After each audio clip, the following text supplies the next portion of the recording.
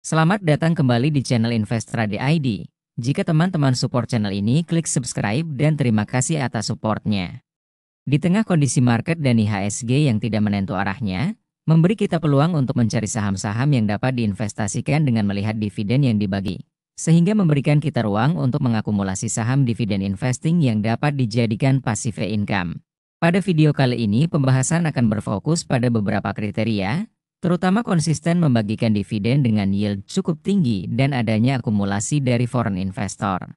Pertama datang dari perusahaan multisektor dengan core bisnis di sektor otomotif, infrastruktur, pertambangan, keuangan dan lainnya, yaitu saham Astra International atau saham ASI. Saat ini Astra juga melakukan diversifikasi dengan investasinya di perusahaan Hermina yang merupakan sektor healthcare.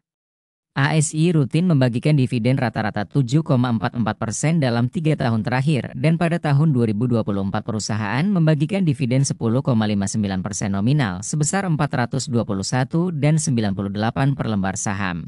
Profitabilitas serta konsistensi income yang dihasilkan ASI tentu tidak dapat diragukan dengan valuasi saat ini di PBV 0,96 dengan rata-rata 5 tahun terakhir di 1,32 terpaut sekitar 40%. Begitupun PE rasio saat ini di angka 5,83 dengan rata-rata 5 tahun di angka 10,26 terpaut sekitar 45%. Setelah fase koreksi yang cukup panjang, mulai terlihat akumulasi di saham ASI dari investor asing sejak bulan Juli dengan harga rata-rata 4.900 sampai 5.000. Kedua datang dari sektor infrastruktur utilitas pembangkit listrik tenaga gas dan tenaga uap, yaitu saham Cikarang Listrindo atau Power. Sejak 2023 juga perusahaan mulai mengembangkan energi terbarukan melalui PLTS atap dengan kapasitas 21,2 MW dengan proyeksi pertumbuhan 10 MW setiap tahunnya. Saham Power rutin membagikan dividen rata-rata 9,59% dalam 3 tahun terakhir, dan pada tahun 2024 perusahaan membagikan dividen 10,36% nominal sebesar 43,9 dan 28,2 per lembar saham. Dari segi profitabilitas, income perusahaan mulai menunjukkan konsistensi pertumbuhan, terutama kuartal ketiga mencetak net income tertinggi sejak 2020 dengan valuasi saat ini di PBV 1,01 dengan rata-rata 5 tahun terakhir di 1,06. Begitupun PE rasio saat ini di angka 10,25 dengan rata-rata 5 tahun di angka 9. PE rasio saham ini akan terlihat jika rilis laporan kuartal 4 yang menjadi penentu valuasi saat ini. Sejak 2020 sampai saat ini berada di fase sideways panjang tanpa pergerakan yang signifikan. Terlihat mulai ada sedikit akumulasi dari investor asing sejak Juni hingga saat ini dengan harga average 680 sampai 700. Ketiga dari sektor otomotif yang merupakan anak usaha dari ASI, yaitu saham Astra Auto Parts atau saham auto.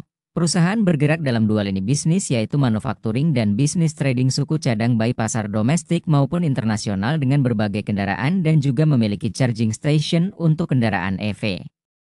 Auto rutin membagikan dividen rata-rata 5,01% dalam 3 tahun terakhir, dan pada tahun 2024 membagikan dividen 8,29% nominal sebesar 132 dan 57 per lembar saham.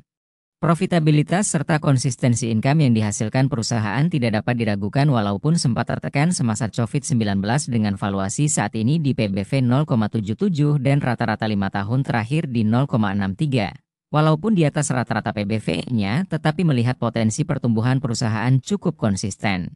Terbukti secara PE rasio saat ini saham auto di angka 5,34 dengan rata-rata 5 tahun di angka 6,9 terpaut sekitar 30%. Setelah fase koreksi yang cukup panjang, mulai terlihat akumulasi investor asing sejak bulan September dengan harga rata-rata 2.300 sampai 2.400. Keempat dari sektor komoditas pertanian terutama CPO dan karet, yaitu saham Triputra Agro Persada atau saham TAPG. Berdasarkan data tahun 2023 perusahaan dapat menghasilkan sekitar 670.000 ton CPO setiap tahunnya. Melantai tahun 2021 TAPG rutin membagikan dividen rata-rata 6,72% dalam 3 tahun terakhir, dan pada tahun 2024 membagikan dividen 22,72% nominal sebesar 76 dan 91 per lembar saham. Income yang dihasilkan perusahaan cukup baik walaupun tidak menunjukkan konsistensi pertumbuhan. Namun dengan valuasi saat ini di PBV 1,36 memang cukup premium dan rata-rata 3 tahun terakhirnya di 1,37.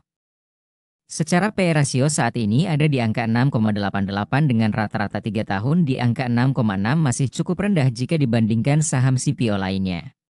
Secara weekly chart sudah terkoreksi dan saat ini ada di area Fibonacci 0,618 harga 670 dapat menjadi titik support saham TAP.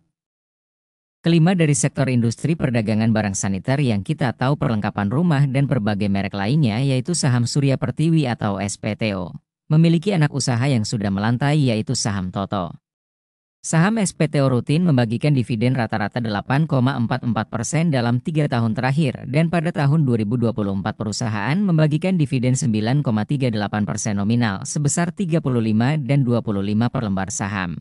Net income perusahaan mulai menunjukkan konsistensi pertumbuhan terutama kuartal keempat selalu mencatat growth yang tinggi. Dengan valuasi saat ini di PBV 1,06 dengan rata-rata 5 tahun terakhir di 1,13.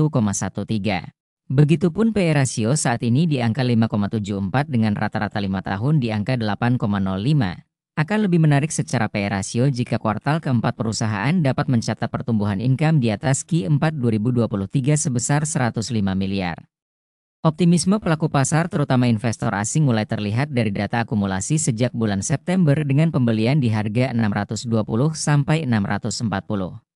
Terakhir ada saham Tebla atau Tunas Baru Lampung. Saat ini berada di fase sideways dan mulai terlihat akumulasi investor asing walaupun nominalnya kecil. Sobat Invest dapat lakukan analisa lebih lanjut dan disclaimer risiko jual dan beli suatu saham ada di tangan Anda. Klik like dan subscribe bila support channel Investrade ID. Terima kasih atas supportnya. Lakukan analisa ulang karena keputusan untung dan rugi berinvestasi ada di tangan Anda. Sekian dan terima kasih telah menonton.